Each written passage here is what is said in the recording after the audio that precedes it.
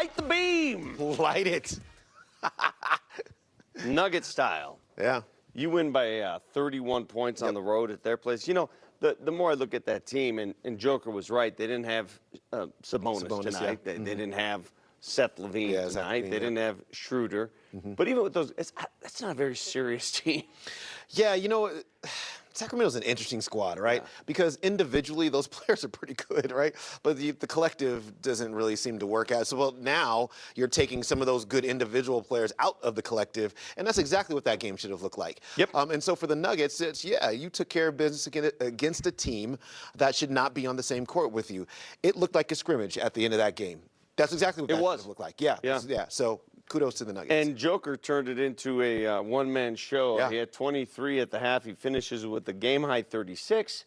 He did all this, 12 rebounds, without having to play the fourth quarter.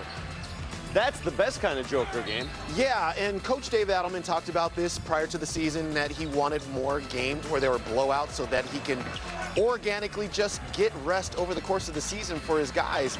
And when you don't have to play in the fourth quarter because you took care of business for the first three quarters, then that's what you get. And look, Nikola Jokic cannot be stopped by the Sacramento Kings, no matter who is in their uniform. It really, I know he mentioned at the end of this game that, Domantas Sabonis wasn't out there, so they didn't really have a guy that could handle him.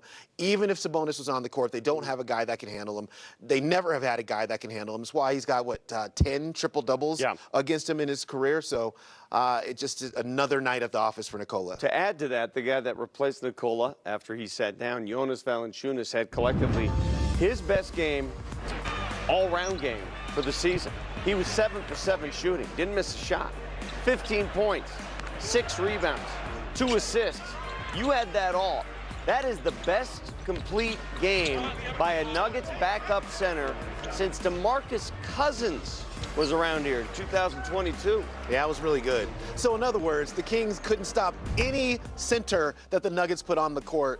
So it was just a great job by Jonas Valanciunas. And I heard Scott Hastings say this during the broadcast, which was, if you look at his per 36, it's something like 25 and 15. Like, that's what he would be averaging. He's a point per minute, a rebound per minute. He's just a great player for them to have. And as exactly, these tweets are all exactly right about him. But to have this type of player who can settle you down, help settle you down, like you can throw it to him in the post and he could just take a simple post up and get you a high percentage shot. Or you can get him onto the elbow. You can run dribble handoff action with him the way they do with Nikola Jokic. He is the perfect center, backup center for what they are trying to do here in Denver. Before we go to break, I got to say something. You know, Demps, how we have some mysteries of life. Yeah. Just mysteries. Yep. Can somebody please explain to me, like I'm 5 years old, how a trade can take place between the Nuggets and Kings, where the Nuggets get Valanciunas, and the Kings get Dario Saric, who was a DNP tonight? It's a DNP. Yeah, I don't know. You got to do some homework on that. But you know what I think? This did cross my mind because there was some wonderment as to whether Jonas Valanciunas was going to show up here in Denver. Maybe the Sacramento Kings were worried about Correct. that. I wonder if they knew that already. And so at that point, you're just like, okay, you really want to leave, then go ahead. He may have told them, I ain't playing with this squad. But Denver, okay, we can work this out. Good point. All right, mystery solved. When we come back, we'll hear from Coach David Adelman. We'll hear from the players. Well, how about the Yam by THJ? Left hand. Whoa, whoa, whoa, whoa.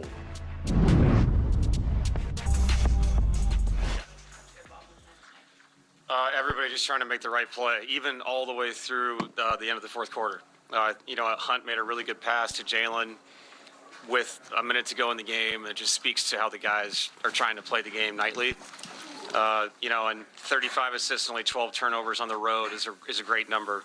I was just really proud of the approach of the players, and they continued it throughout the game.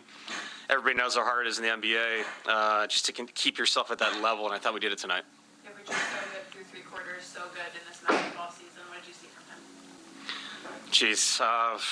A lot of everything. I mean, the efficiency, 14 of 16, hits a couple threes, always makes the right pass. 36, 12, and 8 through 3 quarters in 29 minutes. It's just, you just saw everything tonight. He played pick and roll as a handler, did a great job screening when he was the roller. We played through him and all the split game stuff that we run. He just makes the appropriate play throughout. So it's, he's the best player alive. So it's fun to watch him play. You said it just a while ago. Joker said it with his interview with Katie. The word professional. Is that kind of the mantra of the season for you guys? Yeah, and I think, reward yourself for the preparation you put into each game. I think that's the thing. It's not the minutes matter at the end. It was good to see Hunter make a couple shots. I thought Jalen really ran the team late well. You see Bruce out there, in a game it's over, but he's playing hard. Jonas plays the whole fourth quarter. There's nobody saying anything. Why am I still in the game? What's going on with this? It's just people just like playing together. They bring the right attitude every day to the preparation, and I think that leads to a professional approach, whether you win or lose. You have to give yourself the best chance possible, and that's through, doing the right things throughout. So that's what we did today. That being said, Jonas cracks you up sometimes, doesn't he? Yeah, Jonas is he's one of the funniest dudes I've ever been around. He is just the best dude, and his attitude about his role in this team has never wavered. There's been nights where he doesn't play a ton of minutes, and he's the first guy in the huddle, trying to pump people up to win the game. On the bus, in the food room, locker room, the guy is just a joy to see every day. So, yeah, we got really lucky getting the backup center and go 7 for 7. And we also got really lucky to find another leader in our locker room, guy that understands what this all is and the marathon that this is. So, we're blessed to have him. Good. Demps, you just saw what transpired. My son just called me and asked if the Nuggets played tonight. I just hung up on him. Yeah, they played. I don't know. Was that playing? I was going to say, I don't know. Showing up. They were in uniform on a court, Yeah. but they did what they had to do. Peyton Watson quietly had a very good game. Yeah, he really And did. I thought his, shooting the ball for him, he didn't stop. If he misses a couple early, at least he has the confidence to keep shooting. He was 7 of 10 for 21. Yeah, and the variety, I love this package of highlights because you see the variety, and that by the way, that's an underrated finish. You see the variety of ways he scored today. That was in transition. It was at the three-point line. It was cutting. It was off the dribble. It was, taking contact and finishing through contact. What he did today was excellent. It was excellent. And his season has been just that. They've asked him to do a lot of things. They've put the ball in his hands a ton of times. They've asked him to initiate offense. He can do that. They've asked him to screen really well. He can do that. They've asked him to hit the corner three and every other three. And he's been able to do that as well. And then, oh, by the way, let's still remember that defensively, we need you to be elite level on and off the ball. And then we wanted you to rebound as well. And he's just been doing all these things to such a high level, Vic. And, we're still early in this season. And what he's starting to put together, and then you can start to see the confidence just grow and grow and grow. His future is super bright. The Nuggets have now won 11 straight on the road, which is a franchise record. I'm at that point where I'm looking forward to them playing on the road. And the next time if they don't play on the road again, December 23rd at Dallas, and next 4 at home. Yeah, they deserve it. They've been on the road a lot. Yes, they do. And they've taken care of that business. All right, when we come back inside the Nuggets locker room, see what the players have to say after completely dismantling Sacramento in Sacktown.